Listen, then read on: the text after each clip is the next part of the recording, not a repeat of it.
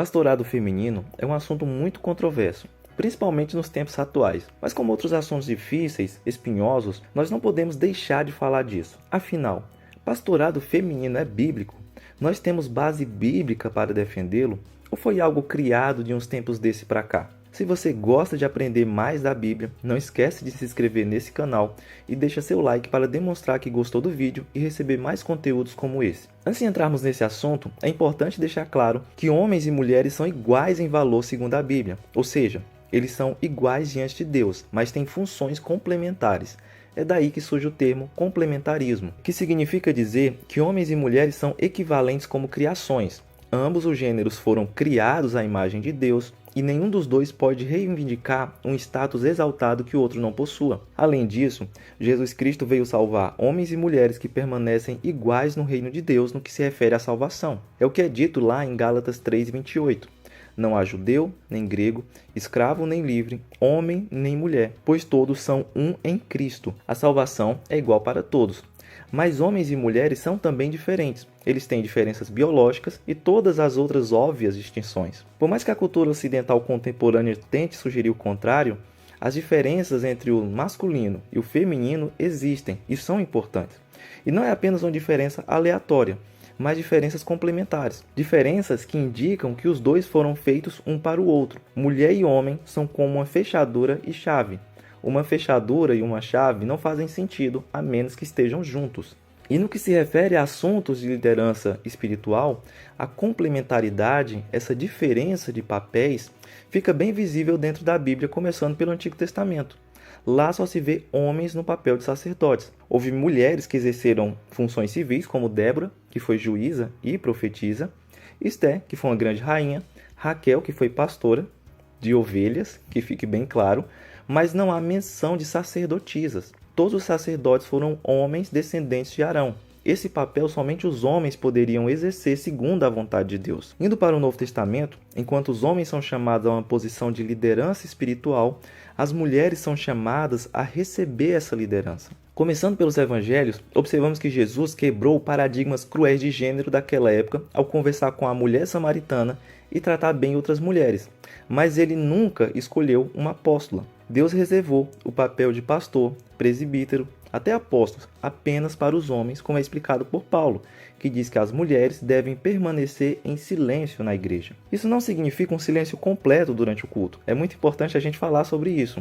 O contexto não é o ministério público em geral, porque se fosse, as mulheres não poderiam cantar. A questão aí é da avaliação da doutrina do pregador. Quando alguém fala, deve haver outros que julguem o que foi dito, para afirmar se é verdadeiro ou falso, ou seja, para que haja autoridade disciplinar. Esse é o papel dos presbíteros e pastor. Portanto, nesse aspecto, as mulheres devem permanecer em silêncio. Mas óbvio que as mulheres podem cantar, orar em voz alta e etc. durante o culto. Podemos resumir que as mulheres são livres para exercer seus dons em todos os papéis: missionárias, evangelistas, educadoras, trabalhadoras civis, os mais variados cargos e funções. Desde o início da igreja, as mulheres têm um papel relevante e Jesus sempre as tratou como muito importantes em uma sociedade em que elas não tinham muito valor. Mas o papel de pastor, Deus reservou ao homem, sacerdócio no Antigo Testamento e mestre e autoridade no Novo Testamento. Ou seja, presbítero, pastor, bispo, reverendo só podem ser homens. Mas se segundo o que temos na Bíblia, o pastorado é reservado apenas aos homens, enquanto as mulheres devem exercer todos os outros cargos, então de onde surgiu essa história de pastorado feminino? É possível destacar alguns marcos históricos relevantes que contribuíram para a abertura de espaço para mulheres no ministério pastoral em algumas denominações cristãs. Um desses marcos foi o movimento de avivamento do século XIX, que trouxe uma nova renovação espiritual e social em várias partes do mundo, incluindo os Estados Unidos e a Inglaterra. Nesse contexto, algumas mulheres começaram a exercer um papel ativo na pregação e no ensino nas igrejas, apesar das objeções e resistência de líderes e membros conservadores. Outro marco foi o movimento feminista do século XX, que reivindicou a igualdade de direitos e oportunidades para as mulheres nas mais variadas áreas da sociedade, incluindo a religião. Esse movimento inspirou muitas mulheres cristãs a questionar as interpretações tradicionais da Bíblia e a buscar uma leitura mais inclusiva e empoderada. Ou seja, se a Bíblia não dizia o que elas queriam, elas achavam que deveria ler a Bíblia da maneira que bem entendiam.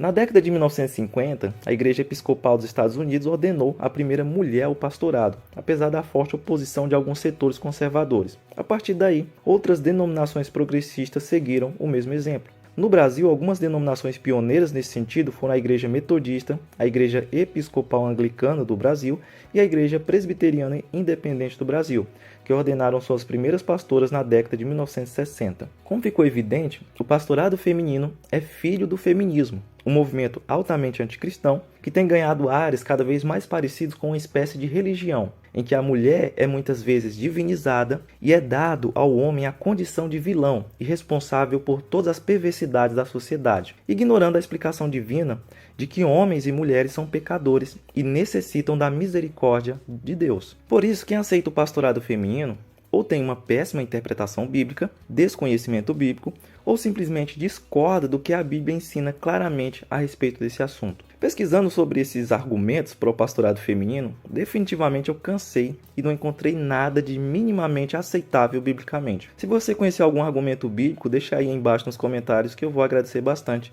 e vai poder contribuir com o vídeo. Sinceramente, como pastor, eu não entendo o desejo dessas mulheres pelo pastorado.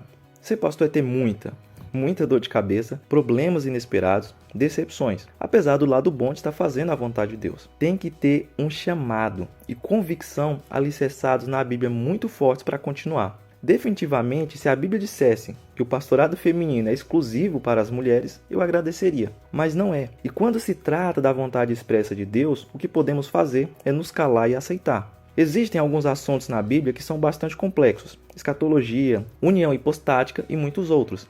Mas a respeito do ministério feminino, nunca houve dúvidas. Sempre foram apenas os homens pastores. Mais de uns anos para cá, tem havido essa péssima modernização devido aos movimentos feministas que têm entrado na igreja. Quando se abre a porta para que mulheres sejam pastoras, vários outros pecados podem vir juntos.